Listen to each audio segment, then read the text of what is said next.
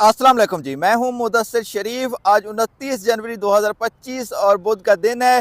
दो अहम खबरें आपके साथ डिस्कस करनी है। पहली खबर की अगर बात की जाए तो हुकूमत और पाकिस्तान तहरीके इंसाफ के दरमियान मुज़ाकरात का चौथा इजलास कल यानी 28 जनवरी 2025 को हुआ, जिसमें पाकिस्तान तहरीके इंसाफ की जानिब से इस इजलास में शिरकत नहीं की गई। और इन मुज़ाकरात के हवाले से अगर आपके साथ डिस्कस करें तो पहला इजलास जो है हुकूमत और पाकिस्तान तहरीके इंसाफ के दरमियान 23 दिसंबर 2024 को हुआ, जबकि दूसरा इजलास जो है 6 जनवरी 2025 को हुआ, जबकि तीसरा इजलास जो है 16 जनवरी 2025 को हुआ, जिसमें पाकिस्तान तहरीके इंसाफ की जानिब से अपने मुतालबात जो हैं तहरीरी तौर पर हुकूमत के सामने पेश किए गए। उन दो मुतालबात की अगर बात की जाए तो पहला मुतालबा जो था तमाम अंडर ट्रायल सियासी कैदियों की रिहाई बाशमूल इमरान खान, जबकि दूसरे मुतालबे की अगर बात की जाए तो 9 मई और 26 नवंबर को डी चौक में जो कुछ हुआ उस हवाले से अदालती कमीशन जो है बनाया जाना था। इस हवाले से जो बात बाद में सामने है उसमें यह कहा गया था कि 7 दिन के अंदर अंदर जो है हुकूमत जो है पाकिस्तान तहरीके इंसाफ को जो उनके मुतालबात तहरीरी तौर पर सामने रखे गए उनके जवाबात जो है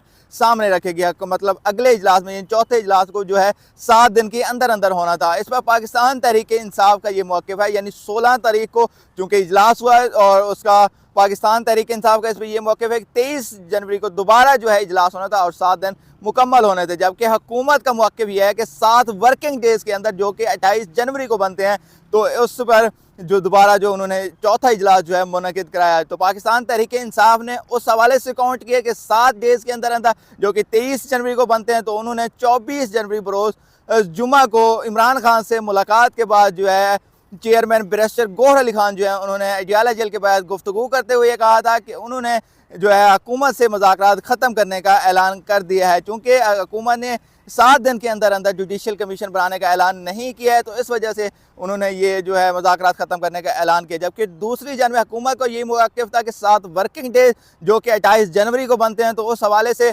उन्होंने कल इजलास बुलाया है, जिसमें पाकिस्तान तहरीक इंसाफ ने उस इजलास में शिरकत नहीं की है। तो उनका यही मुतालबा था कि पाकिस्तान तहरीक इंसाफ इस इजलास में शिरकत करे और उन्होंने जो है अपने जवाबात जो है तैयार कर लिया कि आया कि जुडिशल कमीशन बनेगा या नहीं बनेगा। इस हवाले से क्या गुफ्तगू हुई और वो आपके साथ डिस्कस करते हैं। तहरीके इंसाफ से मुज़ाकरात करने वाली हुकूमती कमेटी के तर्जमान सेनेटर इरफान सिद्दीकी का कहना है कि PTI के मंगल को मुज़ाकरात के दौर में शिरकत ना करके अमली तौर पर बातचीत के अमल का खात्मा कर दिया है। और इस हवाले से स्पीकर कौमी असम्बली सरदार अयाज सादिक जो हैं, जिन्होंने ये जो मुज़ाकरात का प्रोसेस इनिशिएट कराया था, उनका ये कहना था अभी जो है मुज़ाकरात के दरवाज़ा बंद नहीं हुआ। 31 जनवरी तक वो देखेंगे कि आया कि पाकिस्तान तहरीके इंसाफ उनसे रब्ता करती है या नहीं करती। अगर नहीं करती तो उसके बाद जो है ये मुज़ाकराती कमेटी जो है इसको तहलील कर दिया जाएगा।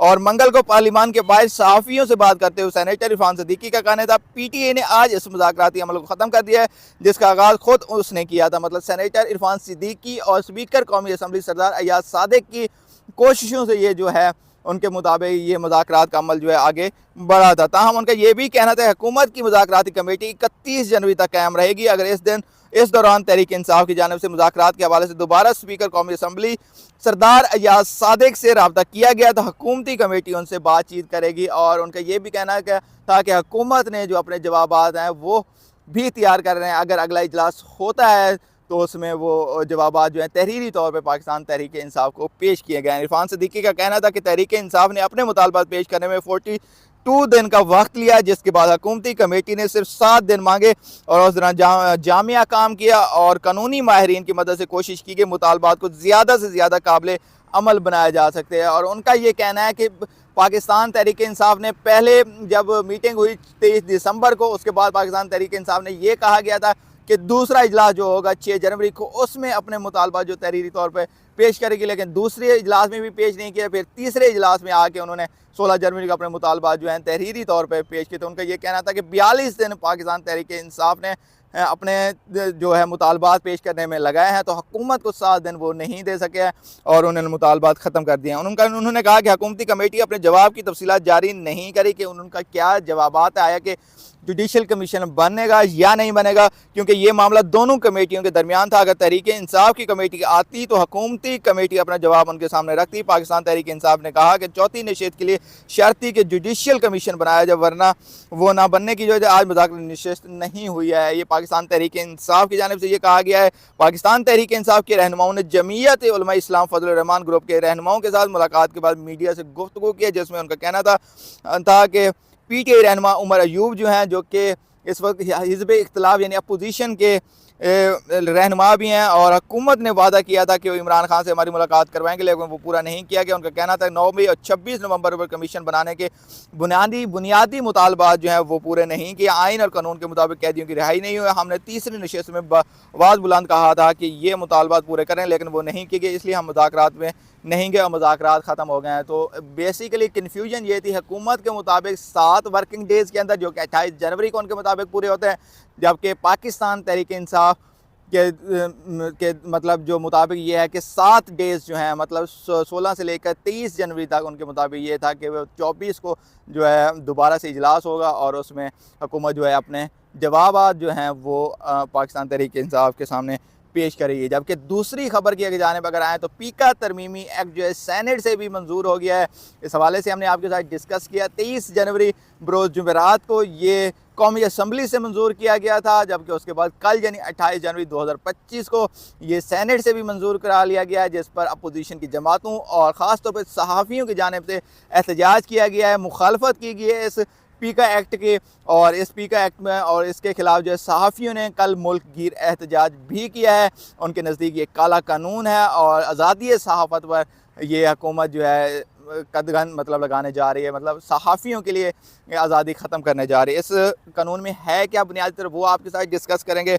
और पाकिस्तान की कौमी असम्बली के बाद आज सेनेट ने भी मुतनाज़ पीका एक्ट तरमीमी बिल की मंजूरी दे दी है। ताहम अपोजिशन जमातें और सहाफ़ती तंजीमों ने एहतजाज करते हुए सेनेट के इजलास का बाइकाट किया है, जबकि सहाफ़ियों की जानिब से भी जो है मुल्क की एहतजाज जिस तरह पहले हमने आपके साथ डिस्कस किए वो किया है।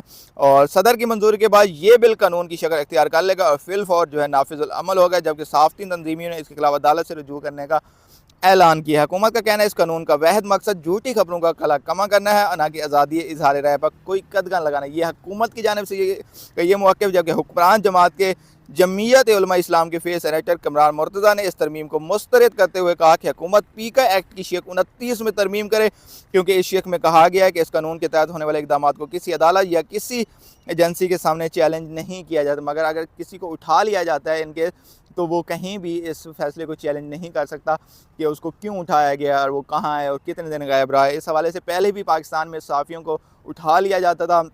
इमरान रियाज़ खान की मिसाल ले लें या बाकी सहाफ़ियों की मिसाल लें जिनको उठाया गया, तो ये मज़ीद जो है आज़ादी सहाफ़त पर वार करने की कोशिश कर रही है हुकूमत जो। और वफाकी वज़ीर इत्तलात जो हैं उनका कहना है, अताउल्लाह तारड़ जो है उन्होंने दावत की, ये बिल जो है प्रोफेशनल सहाफ़ियों के ख़िलाफ़ नहीं है बल्कि फ़ेक न्यूज़ फैलाने वालों के ख़िलाफ़। और इसमें एक चीज़ बड़ी वाज़ेह तौर पर है सामने आई है कि इसमें ये नहीं बताया गया कि इस बिल में कि फ़ेक न्यूज़ का क्राइटेरिया क्या है, कौन सी खबर जो है फ़ेक न्यूज़ होगी और कौन सी खबर जो है फ़ेक न्यूज़ नहीं होगी।